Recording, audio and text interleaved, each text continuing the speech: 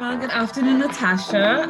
It's an honor to be featured at the Corporate Corner, and I'm excited. I'm excited to share and to have this lovely exchange with you. So first up, your journey. How did you become? You'll tell us a little bit about what you do. Is it everything you dreamed of? If yes, why? If not, why not? Well, okay. I'm an HR practitioner by profession. I am presently the Divisional Manager for Human Resources at the Urban Development Corporation of Trinidad and Tobago, fondly known as UDECOTT, right? My journey in HR started off by accident, to be honest, because it was always my intention to be an attorney at law. Somehow between detective work and legal work, that was my interest as a young person. And then while at university, I came home and I started to work in my family's business. And my father is a contractor. And by that experience, I recognized that he didn't have an HR department. And I decided, okay, well, let me help set up this HR department. I drafted contracts, employment contracts, and I got heavily involved with establishing an HR department in the organization and realized, hey, I actually like this. So I did not continue to pursue law. So I did my first degree in economics and law, joint major. And then I went off and I did my master's in HR and specialized in HR. And that's where my journey began in this particular profession. My career began in this profession. And I've worked with my family's business for about 8 years before moving on to the Ministry of Local Government, where I had one of the best experiences of my life, my career. I would have been working on local government reform. The then Minister, Mrs. Manning, would have been leading local government reform at that point in time. And I had the most fantastic PS, Jackie Wilson. She was my mentor, my spiritual advisor. And just working with those two women alone shaped my whole life considerably. I don't even know that they know that. But so my love further developed then. I was the HR specialist attached to local government reform. And that experience it was life-changing for me. Then I moved on. I would have been at the Education Facilities Company, then NIPDEC, and now UDECOTT. We are led by a really solid professional here at UDECOTT and a solid board. So I am quite happy in terms of my role, my purpose, and the kind of support I get from my board and from my CEO and the executive team in general. So it's really a great experience. I really can't complain. How have you and or UDECOTT contributed to the development of the economy and society? Since I graduated from university, I have been involved in volunteerism, right? My first major role in volunteerism, because as a child, you go to some of the old age homes. I remember on Christmas time going to perform parang and doing a meal, distributing a meal in my school days. But when I graduated from university, my dad had an accountant who was also very impactful on my life too, Debbie Caddle. She would have, she's like, Cavelle, I think you should come and volunteer with South Aid Support, I think you can make a difference there. And in those days, of course, a lot about AIDS was unknown still. And I thought, okay, I could learn about the virus and also give back, right? So that was my first introduction into the real world of volunteerism. And for me, serving on that board for the 8 years that I was there was again another game changer for me. I had some fantastic colleagues. I ended up being on the fundraising committee. In addition to being the secretary on the board, I had a miserable fundraising director, Terrence B. Pat, and I worked with him and I really learned how to beg. When I moved to Port of Spain, I was introduced to Abbott. So I joined this organization and I ended up on the board immediately and ended up serving for about 5 years, because from fundraising director, I became the president-elect and then president, and then I had to serve as immediate past president after that. So that in itself now resulted in my understanding of the issues around women and girls and gender-related issues. And I developed my passion for those issues through my membership and association with AFET, right? And I became an advocate for a number of things, for childcare solutions in the workplace, right? Also for sexual harassment in the workplace, dealing with a number of issues that impacted women in terms of the opportunities for growth and advancement in organizations, and ensuring that policies were equitable and fair, because you found yourself sometimes as a woman in a very patriarchal system that didn't necessarily consider your specific needs. So it led to me serving on a few committees at the level of the states, because then you started to look at things through different lenses, right? And then you shape a more fair and equitable workspace so that everyone has an opportunity to grow and develop in an organization that is balanced and equitable, by having the kind of information and partnerships even with civil society organizations. So we had, for example, the Rape Crisis Center come in. And again, you have discussions without knowing whether someone would be personally impacted by the discussion. But we fail to realize that in the workspace resides victims and perpetrators.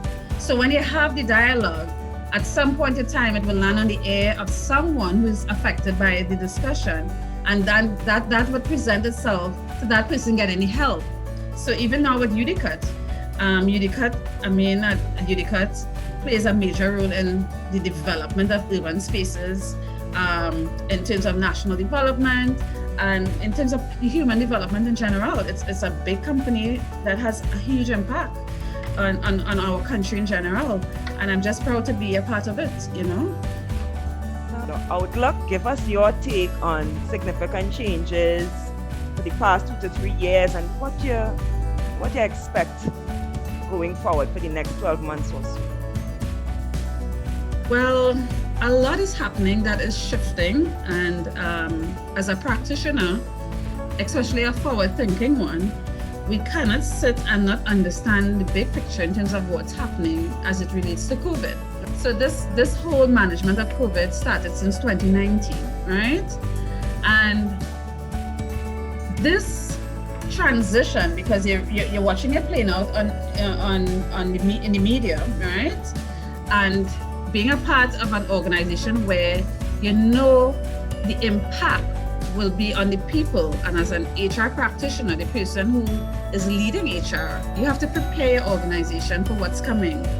So I can tell you, in preparing the organization for it required a lot of work, especially for HR practitioners at this point in time, in managing the responses, from a policy perspective, which includes management of leave and all of that will be naturally affected.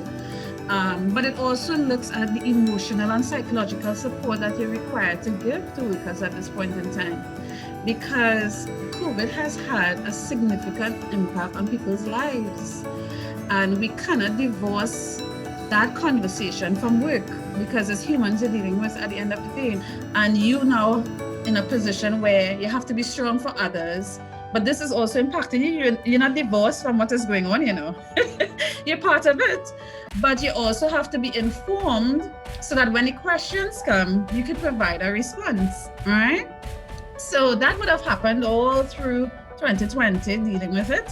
And now in 2021 is planning for what's next. And you asked about the next 2 to 3 years. And the fact is, COVID is ushering a new kind of workspace, a hybrid workspace. A hybrid system has emerged. A lot of people recognize that you can actually get productivity from people who are working remotely. You can actually save on office space, on a whole host of things by embracing remote work, right? And you're going to also have a shift in how the workspace embraces digitization and technology. And for me, for the next 2 to 3 years, I'm excited about helping to shape the new workspace and what that workspace would look like. Yeah, so all of that in terms of preparing for what's next. I mean, travel and getting back to my hobbies and, looking forward to things like that as well. The benefits of in the last couple of months was the quality time I was able to spend with my husband.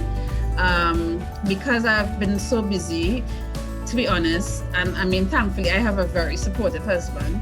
It's been good from that perspective as well to get a lot of time in that we never really had. That's okay, excellent. So let's talk about your hurdles.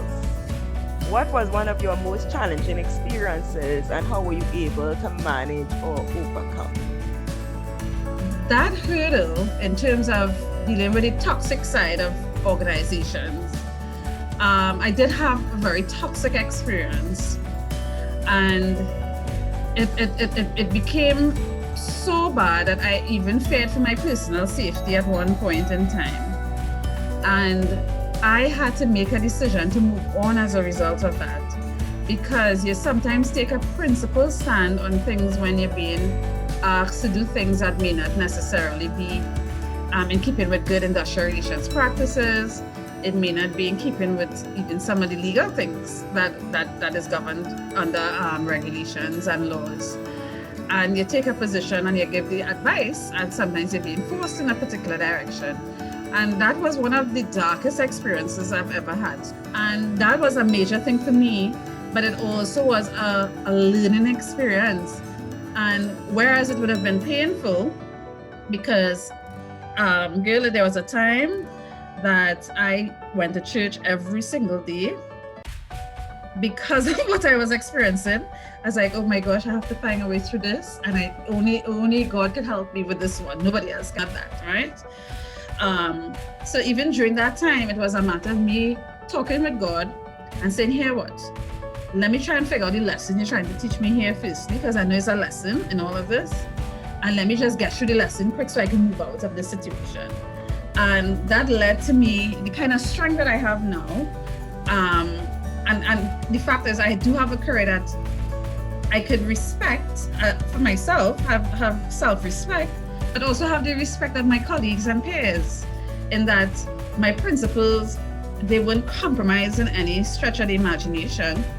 And at the end of the day, I stood for something, and I did turn to spirituality to deal with it, in addition to my mentor that I had before, which was Jackie Wilson, as I said before, to kind of bounce things off of her and see how best to deal with the situation. But you can't be in HR and functioning at certain levels or in certain types of organization that kind of find yourself confronted with some of those issues, right? What friendly advice do you have for persons getting into business and or leadership?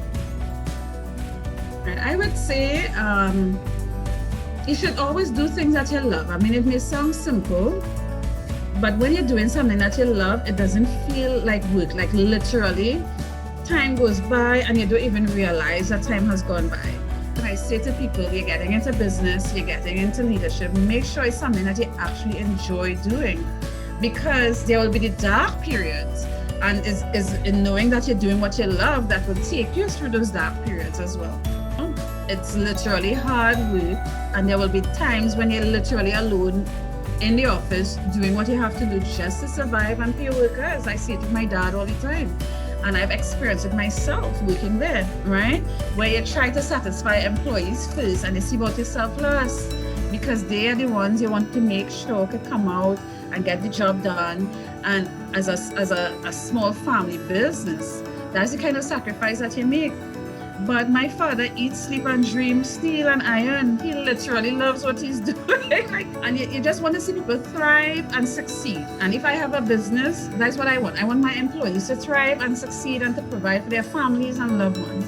As a leader, I want to see the people who are working with me succeed in life, not only for the company, because it's the people that give your company life. And if they are learning and growing, it means your company will learn and grow too, because you can't help but benefit from the skills that they pick up along the way. It's a win-win situation, And if they move on, the country benefits. Like, it's not a loss. It's literally not a loss. You'll be sad that they've moved on, but somebody else will now benefit from these skills, and you get an opportunity to develop somebody else. So we are going to jump into the other side of C-suite. Are you ready? We have a little rule. We have a policy for this corner. There must be singing. Singing. So we want you to tell us a few of your favorite things. So hit it. These are a few of my favorite things. When the dog bites, when the bee stings, when I'm feeling sad, I simply remember my favorite things, and then I don't feel so bad. That's on. You really nailed it. All right, so Jumpy, tell us about your favorite food, song, book, people, place to visit. You tell us. Let's hear about Cavelle's favorite things. There's so many, but I'm a foodie, right? I'm always cooking. People say, where you just find time to cook? Like, how do you work and then go and cook?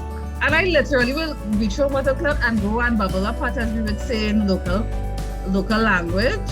I would go and cook a meal, normal, and sit down and eat with my husband. But I must admit, in terms of food, although I love food, it comes back to what I like is local. What I love is local. And my favorite is saltfish and provision. Like literally, I mean, between that, a good pilau and a good roti, I don't know, it doesn't get any better than that. I'm all in. I'm all in. Yeah, but saltfish and provision. Saltfish. I love a good saltfish. In terms of songs, I have so many happy songs. Like It's a Good Life. There's some songs that just give it this burst of energy, like you could just do it all.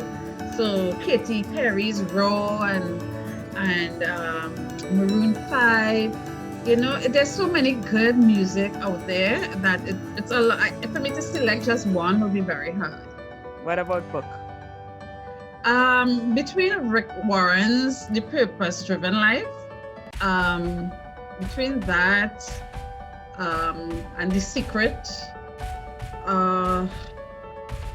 I'd have to say that between both of them, you know. And I mean, I still have.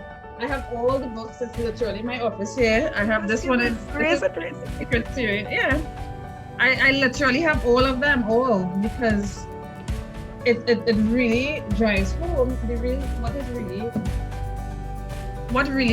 what's the difference between successful people versus those that are not successful in life, and the whole principle of gratitude and universal principles, which anyone who speaks to me would always hear me talk about the universe. I always have a universe story, even in the office here. You know, I say to them, I mean, you wouldn't believe what the universe did today. I would come in, you wouldn't believe what happened today. Always have a story. And Rhonda Bynes in her book, all her books, it's centered around that. The whole principle of the law of attraction and what you give out is exactly what will come back to you. So I love all her books as a result of that. And Rick Warren, because every Lent I used to read that book, because it literally captures the 40 days of Lent. If you were to read each chapter, it's 40 chapters. And again, it's really discovering why you were here. Nice. Yeah. Okay, what about people? Well, it will start firstly with my family. So my favorite people, of course, would be like, my mom, my dad, my husband. Especially, between these three of them is where the foundation is to me. And then all my aunties and uncles and cousins. It's just family in general. Family is what is real in life. And then, of course, I have a few amazing friends. And in as much as I know a lot of people, there are people that really, really impacted my life that I could call on one time. So yeah, just family is it, and family, friends, and mentors that have really guided me throughout life. I've always had someone praying for me. I've always had that blessing of people who would pray for you. So I was never really left alone. The universe never left me alone. Awesome. Yeah. All right, so those borders reopening maybe in 2 months. We are going, let me hear, drop it in this corner here. Fresh. Where are we going? Egypt is my first place to visit, to be honest. Yeah, I want to go to Egypt because it have World Cup in Qatar, and we say, okay, we go to Qatar for a few days and then hop over. But that is the plan for me, definitely Egypt. But in terms of favorite places, besides New York, like literally New York is like a second home because my mom is an American and she lives in New York. So it just naturally became a second home. So it's like home. But in terms of vacation spots, I would have to say it's a toss between India and Italy, and two very extremes in terms of the reasons. One deeply romantic, and the food and the people and the wine and the whole experience, and the other one deeply religious and very different, two very contrasting experiences. Okay, awesome. Laughs. Tell us your clumsiest moment. So many of them, all of them fighting for first place right now. But it has to be me falling in the middle of Port of Spain. I don't like to walk in Port of Spain. When I was at NIPDEC, we had this meeting on Duke Street. And actually, it was me and my colleagues walking across. And I blah, blah, blah, because again, Cavelle likes to talk. So I am talking away, not paying attention to the sidewalk, and missed it completely and fell flat on my face, bruised up my shin in front of everybody. And the most embarrassing part was a friend of mine is passing down St. Vincent Street at the exact time and proceeds to wind down the glass and said, Cavelle, you okay there? You took quite a fall. Yeah, that has to be it. And as a result of that, I hate, everybody will tell you I do not walk doctor because I hate it and I like company because I don't like to walk by myself. It was bad. It was bad. All right. Give us your pet peeves. Liars. Without a doubt, people who have an issue with telling the truth, I have a problem with it.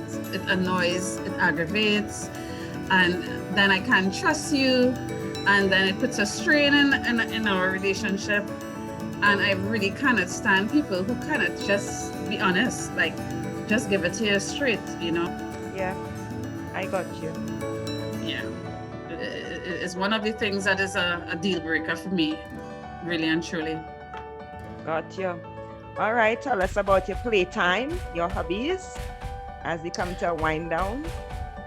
Well, I mean, I do love to travel, I have to admit. It is my favorite thing to do. And what I've done over the years was always make sure each year that I go somewhere new, right? And I enjoy planning it. You know, my friends would say, why are you a travel agent or something? You know, you should have been a travel agent. So that I like to plan adventures and trips. So in addition to traveling internationally or regionally, I do plan experiences in Trinidad and Tobago. So even during COVID, we'd have these road trips, you know, and I would plan all the activities and stops along the way, from where we will eat to what we will do. And to be honest, all I'm thinking, okay, Ollie, hurry up and get vaccinated, hurry up and do this, because I already have the next road trip in mind, you know?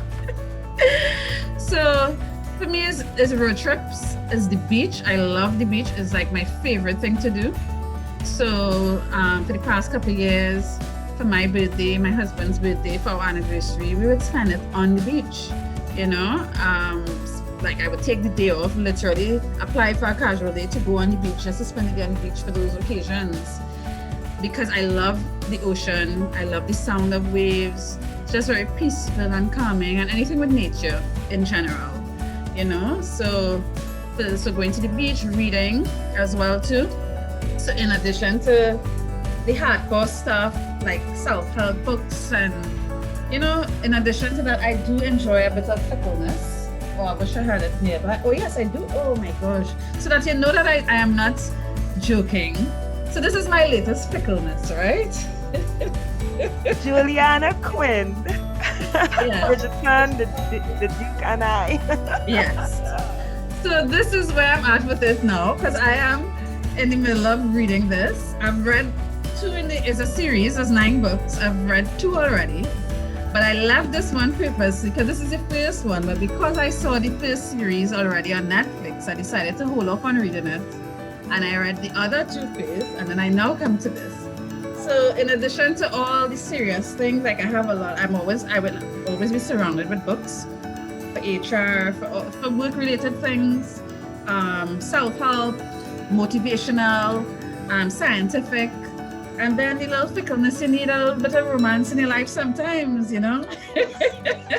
And of course, sports. I love sports. I used to play football in my school days. So I played for the Trinidad and Tobago team on campus. I did track and field. I did gymnastics. I mean, I was always very much into sports. At one point in time, I wanted to be a cyclist, to be honest. I was obsessed with Roger Farrell and Jean Samuel, like totally obsessed. So I used to go riding all the time. I used to go to all those Southern games, and everything was cycling. I had to be there because I was obsessed with these 2. I mean, I've gotten over that phase now. Wow. I had so much fun with you, Cavelle. Thank you. And so did I with you. Yeah, and so we are down to the last question for now on the other side of C-suite. Are you ready? Mm-hmm. Take a deep breath, because you're going to blow some candles and make a wish.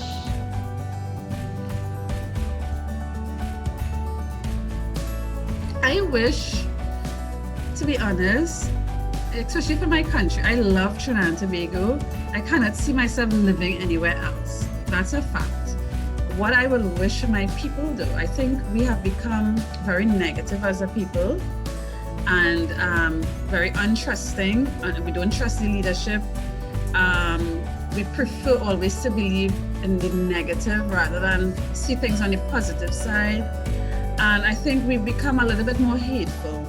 So I wish that we would have a little bit more love. I think out of love, everything else that is good comes out, right? That we would be a lot more loving towards each other. And that alone will help shape how we treat with each other if it's done out of love. At the end of it all, anything that comes out of love could only be a good thing. Love is the ultimate, you know, it just is. Everything is born out of love, even our existence. So that's my wish.